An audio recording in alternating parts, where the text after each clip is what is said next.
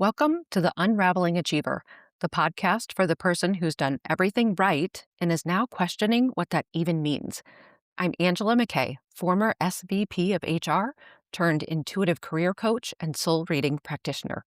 I help accomplished folks like you to stop defaulting to what looks good and start building what feels true. Because you don't have to turn your life upside down. You just need to point your achiever energy toward a soul-led career and life you'll love. In every episode, I tune into the energy of what's showing up for my clients and community and share what needs to be heard. No bypassing the mess, just honest guidance for the unraveling that changes everything. Let's get into it. For this episode, I tuned in to receive the topic first, the topic that this community could most benefit from hearing about right now. The topic that came through is decision making, but not just decision making. From what I perceive, there is a decision or decisions that you are trying to make that you're feeling really stuck in. Like you feel you really do not know which way to go. You can see the pros and the cons from every side. You have viewed this so logically, so practically, but it's still weighing on you. Often, when you're inside of a decision, weighing it logically and practically, and you still can't make your decision, it means that your decision is wanting to be viewed intuitively from your intuition, from what it is that you actually want that might not make sense to the logical and the practical. And when you look at making the decision that way, it might mean having to do some uncomfortable things because it's going to require a change of some kind. But you are stuck in the decision because it's being weighed too heavily on the logical and the practical. And you're not able to just choose a direction and go because the intuitive side and the aligned side is preventing you from really saying go on the logical and the practical. What happens then is you just end up in this really stuck and indecisive place where you think about it regularly. You try to push it away. It comes back, and you keep finding yourself in the same place because you haven't really committed to a decision or an action step in either direction. And it's an awful feeling. So I'm not surprised to see it come up as something that the community could use a little help and direction on. I received 3 messages for how you can make that decision and take an action step forward. To receive these messages, I tuned in not only in meditation, but I also pulled cards to support the messages. Here's what came through. Message number 1 is from the Knight of Pentacles in reverse. What I can see clearly from this card is that you might be someone who, in many other scenarios, can make a decision, can take action, can put it into motion. You can make a decision, you can create a plan, and you can start following the plan. So generally speaking, planning and action taking isn't a core problem that you have. And that is true when the decisions that you're making are more easily made in a practical, logical, methodical way. Those ones are so much easier for you. But when what's in front of you has that kind of calling or pull, and it's talking to you, and it doesn't quite match the logical or practical, that's where you're bound to get stuck. The Knight of Pentacles in their upright position is the person or the personality type who is very diligent and routine and practical and planned. They know how to follow a plan and adjust as they go. It's a very methodical process. I'm getting this card in reverse, and it's showing me the struggle with this decision that's in front of you. So you're defaulting to looking at the decision that you're stuck in with your mind. You're looking for the common path, the plan as you always make it, or the direction as you always take it. What you're going to want to do instead is pause and pull back to see the big picture. Sometimes our plan needs some recalibration. We change. We evolve as we go and move forward. So the same approach, the same plan isn't always going to work for us. We're going to start to feel the strain of a process that no longer applies. Beware that you're really being pulled towards how you would normally do something, what you would be expected to do. And it's just causing you to be in a stuck place because you're being called to do something maybe not as you normally do it, not as it is expected. That's the whisper that you have that you're trying to stuff away. And that's what's keeping you stuck because you won't entertain what it is that you're hearing. Now, once you do fully hear it and you do entertain it, and perhaps you do incorporate it into your decision, rest assured, you're still going to be able to approach the aftermath of the decision in the same way that you're used to. You're going to be able to plan. You're going to be able to take your action steps. You're going to be able to move forward. All of that process will look exactly the same. So you might feel like if you introduce something into this decision that is maybe not what you would typically do, it feels like this big upheaval is going to happen after you do that. But that doesn't have to be true. You can make a decision that maybe is a little more risky or different than what you would normally do, or different from what it is that you would be expected to do, and then create your plan forward in a way that you're used to and that supports you. There are ways to take that intuitive hit that you're getting and make it into a really realistic plan for you going forward. And if you're ready and want support, we can do that together. Message 2 is the Seven of Cups. And this is a direct continuation off of the first message. This one is zeroing in on making aligned choices. In the Seven of Cups, you have a person and they're looking at 7 different cups in front of them, and each of them has something different in it. We're always faced with these cups. Every single day, you have so many choices that you can make. And ultimately, you can make choices that are good and supportive and aligned, or you can make choices that are not as supportive and not as aligned. Now, I don't want to say that there are bad choices or wrong choices, but there are choices that don't serve you as well as others. When we're looking at the Seven of Cups, it's showing us all of these different options. And what it's asking us to do is to be discerning about which of these options actually serves us. Which of these choices is actually aligned with who I am, what I want, what I need, and the life that I want to create. Not which choice looks best, not which choice would impress other people, not which choice is the most logical or practical, but which choice actually feels aligned. And this ties directly to message 1. You've been weighing this decision logically and practically. You've been looking at what makes sense, what's the smart move, what's the expected path, but you're stuck because there's another option that keeps whispering to you. An option that maybe doesn't look as good on paper, an option that maybe doesn't make as much logical sense, but an option that, when you're really honest with yourself, feels more aligned with who you are and what you want. So, how do you discern which choice is aligned? Here's what to pay attention to. What does your body tell you? When you think about each option, how does your body respond? Do you feel tension, heaviness, or do you feel light, expansive, energized? Does it feel scary, but also somehow right? Does it feel like relief, even if that doesn't make sense? Your body knows. It's giving you signals. Just pay attention to them.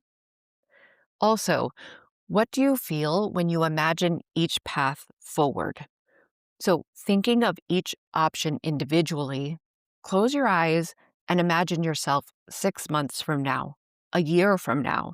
How do you feel? What does your day to day look like? Does it feel like you? Or does it feel like you're still playing a role? Does it feel like you're finally breathing? The aligned choice is the one that, when you really let yourself feel into it, it makes you feel more like yourself, even if it's scarier. And even if it doesn't make much sense on paper. Then, what are you telling yourself about each option? Listen to the voice in your head when you think about each choice. Where are you internally saying, I should do this? This makes the most sense. This is what people expect. This is the responsible thing to do. Those are should voices. They're coming from external expectations, not from your true desires. Where are you saying things like, this feels right? I keep being pulled towards this. This scares me, but it excites me. Deep down, I know that this is what I want. Those are alignment voices. They're coming from your inner knowing, your intuition, your soul. The aligned choice is the one that resonates with your inner knowing, not with external expectations. And then, what feels like expansion versus contraction?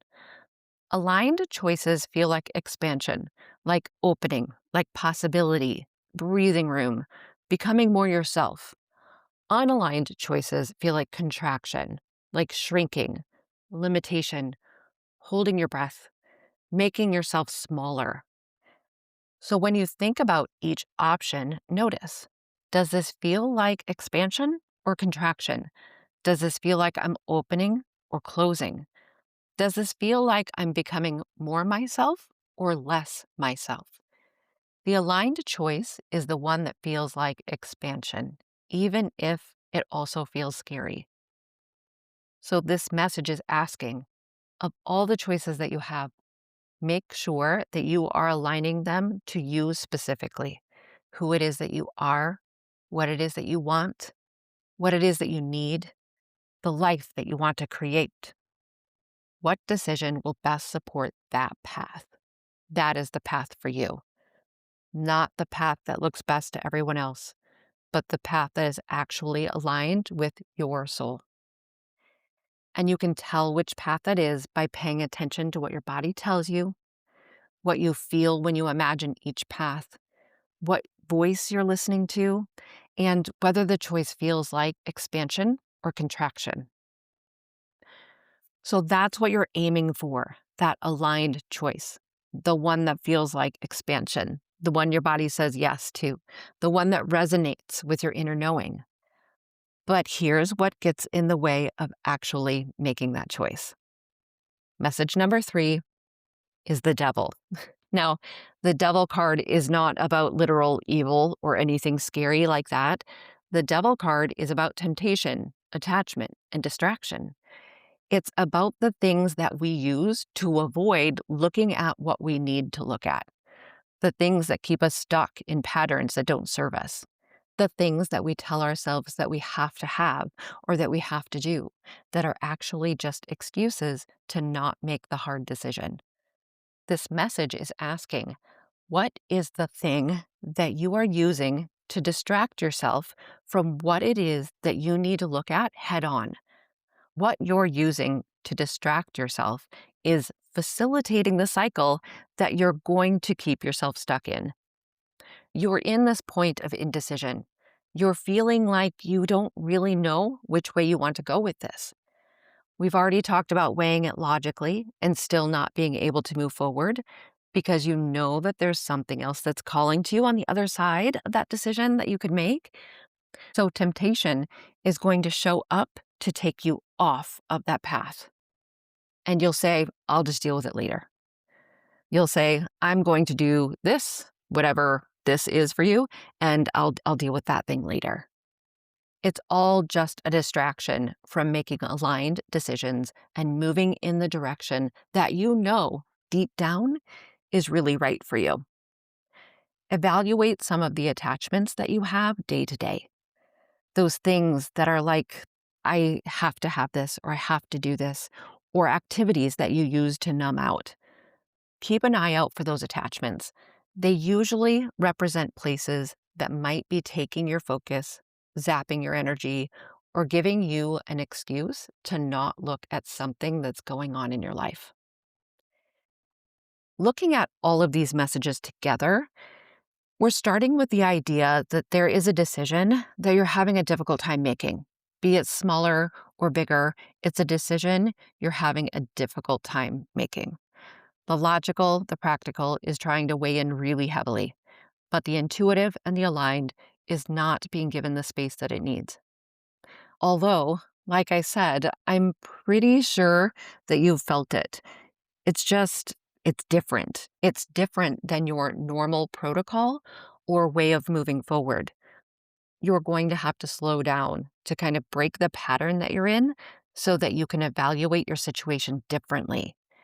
You can see that just because you've been on a certain path doesn't mean you have to continue on that certain path, and that you can make a decision that is different. And then rest assured, you will have a path for that decision. So it does not result in just pure chaos or unknown. There is a path to be plotted for that decision as well. We can get there. And then, of all the choices that you have, make sure that you're aligning them to you specifically. Who it is that you are, what it is that you want, what it is that you need, the life that you want to create. What decision will best support that path? That is the path for you. You can tell which choice is aligned by paying attention to what your body tells you. And then just watch out for temptation and attachment. Watch out for the things that pull you away from looking at what it is that you need to look at, from evaluating what it is that you need to evaluate, from taking steps in the direction that you know is meant for you, even when it feels a little scary. The temptations and the attachments that pull you away, they result in going back into status quo and leaving you in indecision, leaving you in a place where it continues to weigh heavily on you. Those are the three messages for when you're stuck in a decision. Message one, you can make a different choice. You don't have to follow the same plan you've always followed or do what's expected. You can listen to that intuitive whisper and make a decision that's different from your usual approach, and then create a realistic plan forward from there. Your planning and action taking skills will still work. You're just starting from a different choice. Message two, learn to discern what is actually aligned. Pay attention to what your body tells you when you think about each option. Notice what you feel when you imagine each path forward. Listen to whether you're hearing should voices or alignment voices, and notice whether each choice feels like expansion or contraction. The aligned choice feels like expansion. It resonates with your inner knowing, and it makes you feel like yourself, even if it's scary and doesn't make logical sense. And message number three, watch out for distraction and attachment.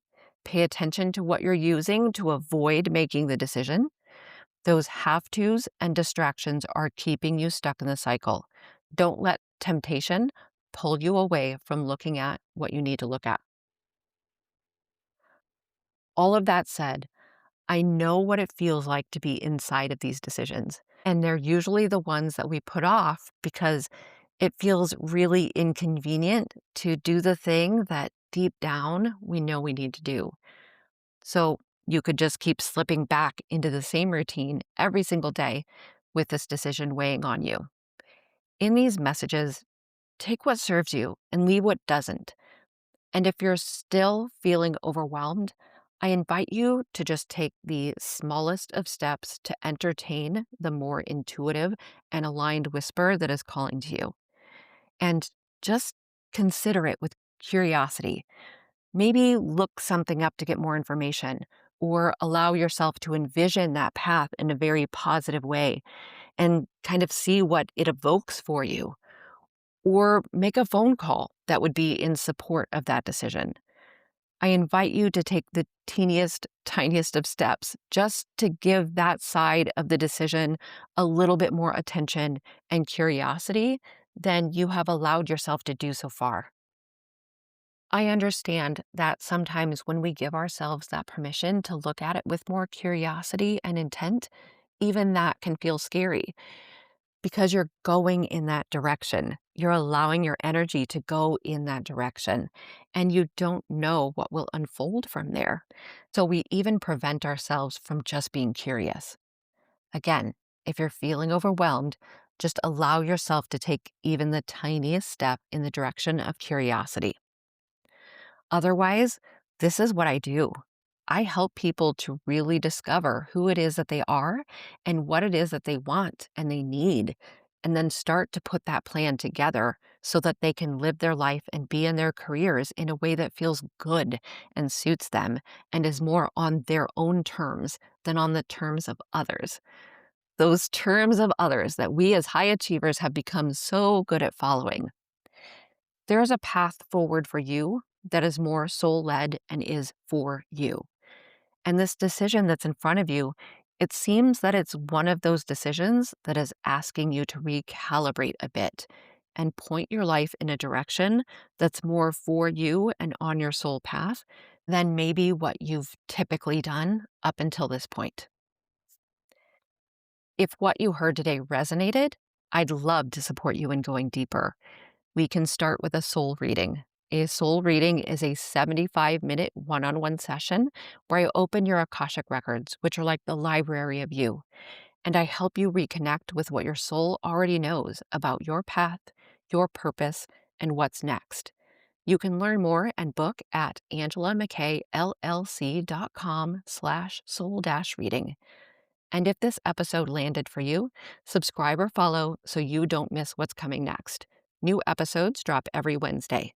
Thanks for being here. And until next time, take care.